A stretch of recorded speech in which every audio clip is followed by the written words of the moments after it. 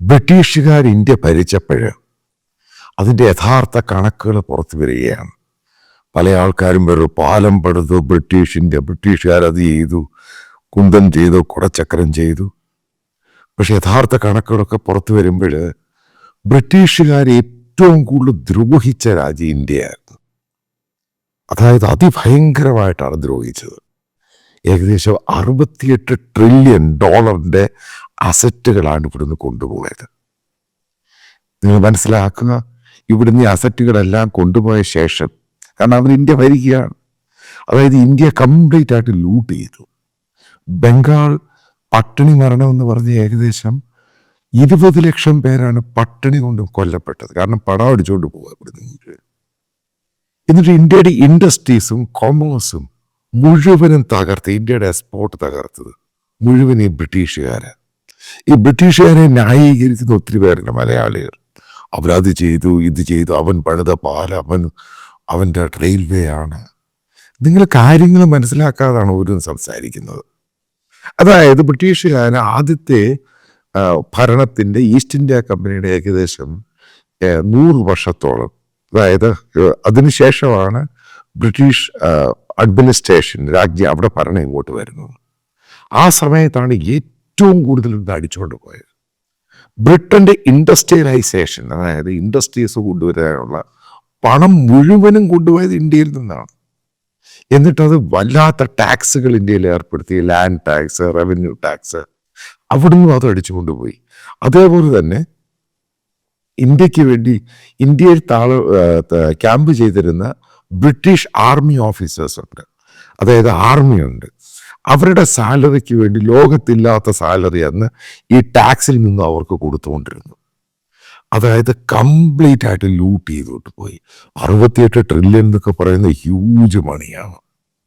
അതായത് ഇന്ത്യ മുഴുവനും ഇന്നത്തെ നമ്മുടെ പട്ടിണി ഇന്ത്യ എന്ന് പറയുന്ന സംഭവം ഉണ്ടാക്കിയതിൻ്റെ പ്രധാന കാരണക്കാർ ബ്രിട്ടീഷേഴ്സാണ്. അപ്പം അതിൻ്റെ ഓരോ ആൾക്കാരുടെ റിസർച്ച് റിപ്പോർട്ടൊക്കെ വായിക്കുമ്പോൾ, ഞാൻ അതിൻ്റെ റിപ്പോർട്ട് കുറച്ച് ഇരുന്ന് വായിക്കുമായിരുന്നു. കാരണം എല്ലാം ഡോക്യുമെൻ്റഡ് ആണ്. ഇന്നത് ചെയ്തു, ഇന്നത് പോയി, അവിടുന്ന് പോയി, മുഴുവനും ലൂട്ട് ചെയ്തോട്ട് പോയി.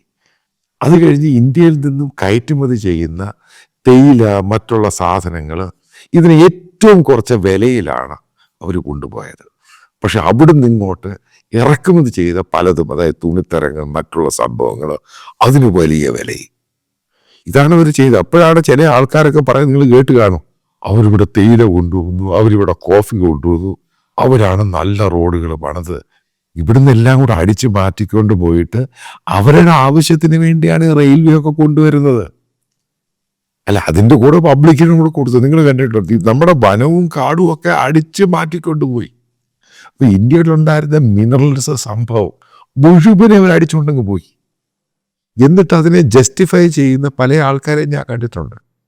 അവരോട് കൂടെ പറയാം, നിങ്ങളിത് യാഥാർത്ഥ്യം മനസ്സിലാക്കാതാണ് പറയുന്നത്.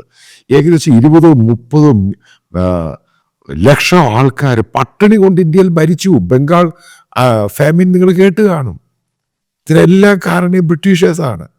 അതിക്രൂരമായിട്ടാണ് ഇന്ത്യക്കാരോടൊരു ഇത് മാറിയത്.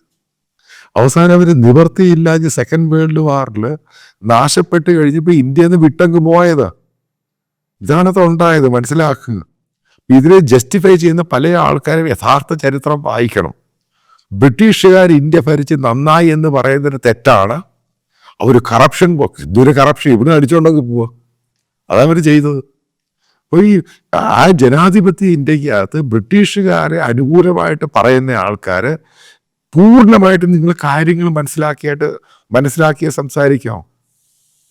അതായത് നിങ്ങൾ യാഥാർത്ഥ്യമായിട്ട് പൊരുത്തമില്ലാത്ത കാര്യങ്ങളാണ്. ഞാൻ പല ആൾക്കാരും പറയുന്നത് കേട്ടിട്ടുണ്ട്, ബ്രിട്ടീഷുകാർ ഭരിച്ചിട്ട് ഇതിനെ നല്ല, അവർ നാശക്കോടാലിയാക്കിയിട്ടാണ് ഈ രാജ്യത്തുനിന്ന് പോകുന്നത് പല രീതിയിലും, എല്ലാ രീതിയിലും. അതിനിടയ്ക്ക് ഈ കോമൺവെൽത്തിനകത്തൊക്കെ നമ്മളെ പിടിച്ചിട്ടിട്ട് അവരേതാണ്ട് നക്കാപ്പിച്ച പണം തരും. ഇവിടുന്ന് കൊണ്ടുപോയി മനസ്സിലാക്കുക, ബ്രിട്ടനിൽ ഒരു സമയത്തുണ്ടായിരുന്ന ഏകദേശം 10% മില്യനേഴ്സ് ഇന്ത്യയിൽ നിന്നും കൊണ്ടുപോയ പണത്തിലാണ് അവർ മില്യനേഴ്സ് ആയത്. യാഥാർത്ഥ്യം മനസ്സിലാക്കുക. അപ്പം അങ്ങനെയാണ് അവർ വലിയ ഇൻഡസ്ട്രിയലിസ്റ്റും വലിയ ധനവാന്മാരായി മാറിയത്. അല്ലാതെ അവർ അധ്വാനിച്ച് പണമൊന്നും ആയിരുന്നില്ല. അവിടുത്തെ ഏറ്റവും പ്രധാനപ്പെട്ട പോയിന്റ്, അവിടുത്തെ ഇൻഡസ്ട്രിയലൈസേഷന് മുഴുവൻ പണവും പോയത് ഇന്ത്യയിൽ നിന്നാണ്. അപ്പോൾ അത്രമാത്രം ക്രൂരന്മായ ഭരണാധികാരികളെ ഇവിടെയുള്ള ചില ആൾക്കാർ വലിയ വാഴ്ത്തി പാടുമ്പോൾ നിങ്ങൾക്ക് പലതും തെറ്റിയിട്ടുണ്ട്. ഇപ്പം ഇന്ത്യ എന്ന് പറഞ്ഞ രാജ്യത്തെ കൊള്ളയടിച്ച ബ്രിട്ടീഷുകാരെ നമ്മൾ ഒരു കാരണവശാലും അവരെ ഹൈലൈറ്റ് ചെയ്ത് വലിയ പെരുപ്പം കാണിക്കാനൊന്നും ശ്രമിക്കരുത്. കാരണം ഈ രാജ്യം ഇത്രമാത്രം പുരോഗതിക്കാത്തതിൻ്റെയും കാരണം മുഴുവനും ധനം അടിച്ചുകൊണ്ട് പോവുക. പിന്നെ എവിടെ സാധനങ്ങളുള്ളത്?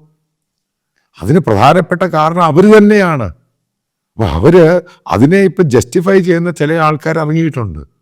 അവരെ പൂർണ്ണമായിട്ട് ഞാൻ പറഞ്ഞു, നിങ്ങൾ പറയുന്ന അടിസ്ഥാനപരമായിട്ട് തെറ്റാണ്.